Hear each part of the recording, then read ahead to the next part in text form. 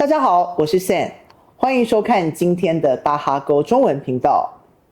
面对跨国职场，同一句 OK 在不同文化里可能意味着不同的节奏。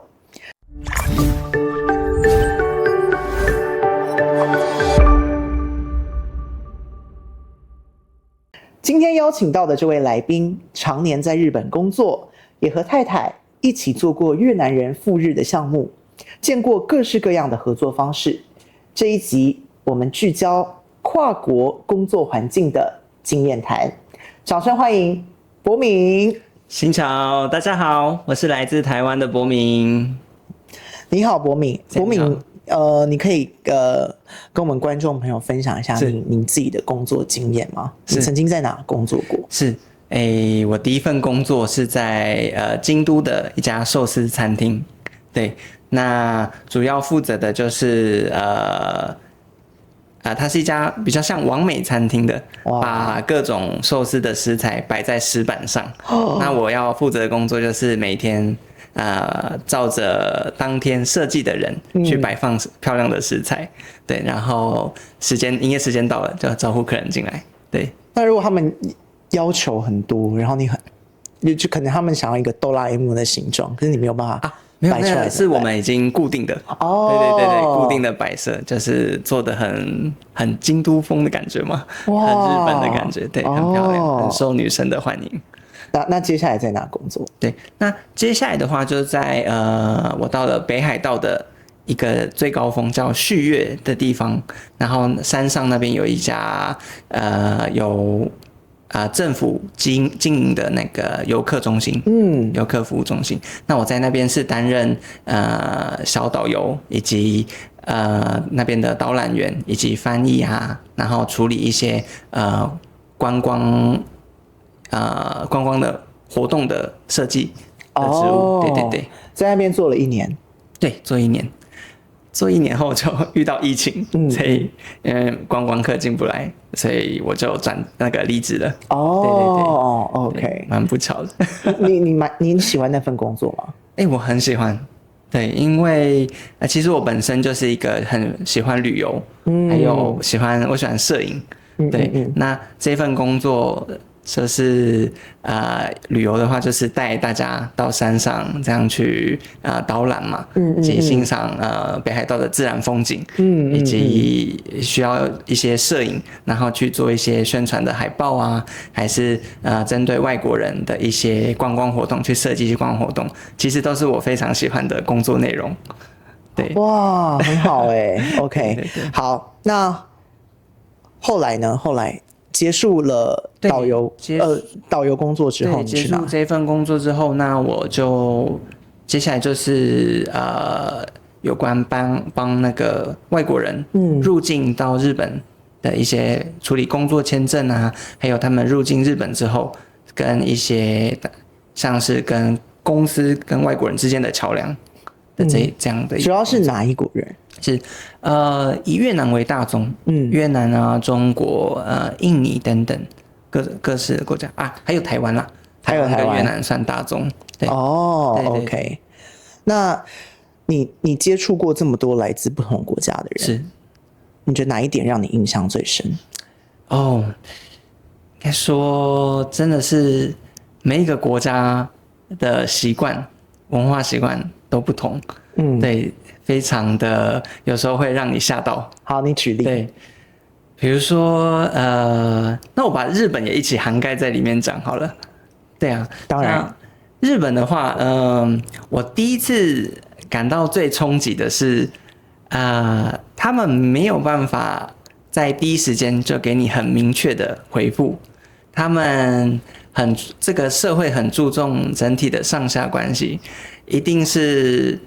你有这件事情报告之后，报告给您的前辈或主管，那他要再往上一层报告，这样上层，然后最上层批示下来，再会一层一层这样下来。那这样效率会变慢效率非常慢，对，可是他们很注重这种就是对流程，没错，对不对？以我待过的几家公司来说，都是这样。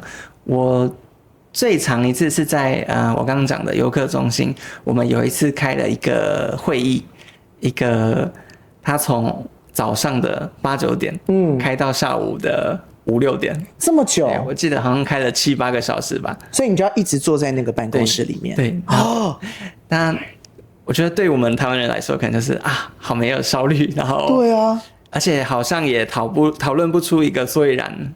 对，说那我们等下次的会议再继续讨论。对，类似像这样的。对，这是我算是到日本后受到的第一个文化冲击。所以几乎每一间公司都这样。我不敢说每一间公司啦，可是以我自己的经验谈的话，通常日本人都是这样。天哪，我觉得，因为对，我想一下啊，我觉得好像日本就是很注重这种上下，没错没错，所以你不可以直接去汇报，就是最上级的主管，你一定要先汇报给你的主管之后，对，天啊，好，所以这个的确是文化差异，对啊，那你觉得日本人、越南人和台湾人在工作方式上有没有什么不一样啊？日本的话就像刚刚这样讲，比较我们讲坏处嘛，就是比较没有效率。可是这个反方面来讲的话，好处就是真的他们的个性非常的严谨、谨慎，那比较不会出差错。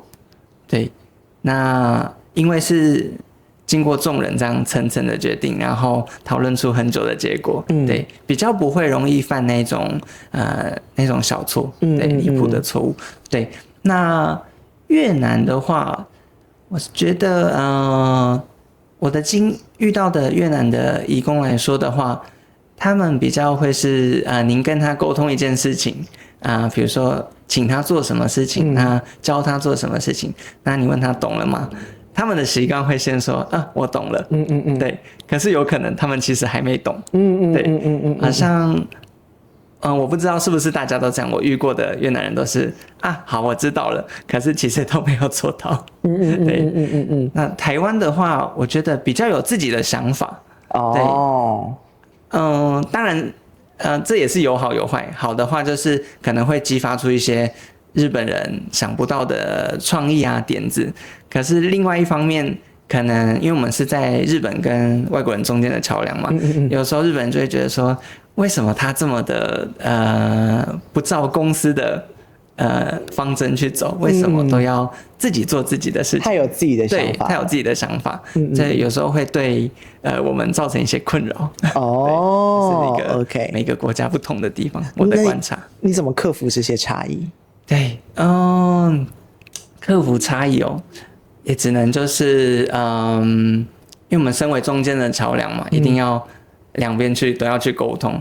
那像日本人这边解释说这个跟台湾人越南人的习惯是这样，那我们要怎么改善对，那我会怎么再去告知他们该做什么不该做什么。那外国人这边的话，也要跟他们解释说，你们既然来到日本工作了，你们就是要入境随俗，对，但要跟随日本公司的方针去走。对，我觉得入境随俗非常重要，这很重要。对，对，好，那跨国工作的环境给你带来哪些宝贵的经验？是对，比如说第一个我觉得很好玩的是，我可以学到各国的语言。我不用出国，我就学到各国的语言。当然都是简单的一些打招呼什么的。可是透过这些我去学他们简单的语言，那我下次再遇到同一个国家的人，我去打招呼去做一些简单的沟通，他们都会很开心，会给我一些很好的回馈，也会比较信赖我。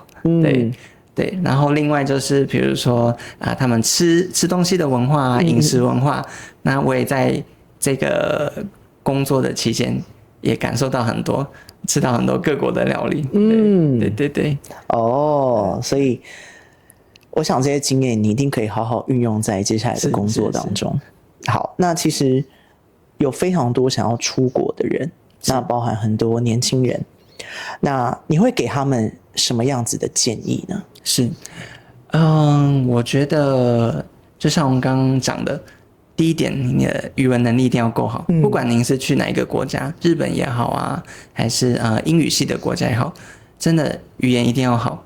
有些人我很常看到有一些台湾的年轻人会说人生就是要趁年轻去勇敢去闯，勇敢去体验。可是这个是你的想法。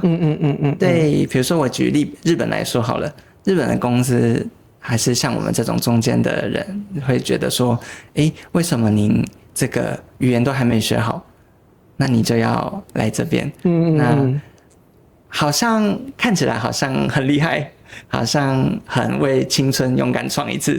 可是其实它反面的是对于我们这些职场所造成的一些困扰。对，我觉得语言学好是非常重要的。对，语言是第一步。对，对，好。那我其实也认为说，就是不懂就问很重要。没错，没错。对，我觉得有时候不要去逞强。没错，这是在当下那个环境，如果你真的不知道，你就要马上提问。没错，因为有时候如果你说好我懂，但其实对会造成别人的困扰。没错，我觉得这也是一个我在日本这段期间工作很常遇到的。不管是台湾还是刚刚讲的越南的朋友，这些年轻人很常不知道是害羞还是怕被骂，他们都会说 OK 懂了没问题，可是其实都没有懂。其实你不懂的当下你去问都没有关系，你不懂装懂，然后做错搞砸了，那才是比较难处理的部分。对。跨国工作听起来很复杂，但是我觉得只是几个小动作的坚持啦。是，我觉得目标清楚，方法要对齐，然后期待写下来，不懂就问，当下就补。然后呢，我觉得最好的方式就是你可以做一点记录。是，那这些看起来很微小的习惯，他们会慢慢的把人和事给握在一起。那谢谢你今天的实战分享，感谢博敏，我们今天这一集打哈勾就到这里咯，谢谢你，谢谢 Sam， 谢谢大家，大家再见，拜拜。